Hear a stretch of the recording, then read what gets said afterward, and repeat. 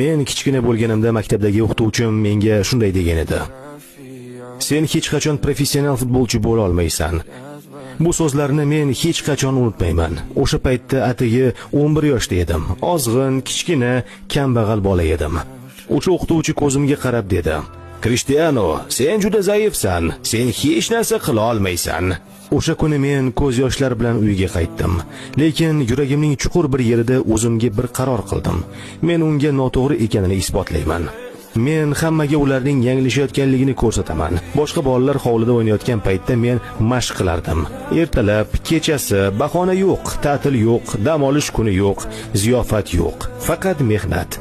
Oyoqlarim og'rib ketguncha, nafas ololmay qolguncha shug'ullandim. Har bir yugurishim, har bir gollarim, har bir ko'tarilgan kubogim o'sha so'zlarga berilgan javobim edi. O'sha kuni men bitta haqiqatni angladim. Senga ishonishmasa, bu hali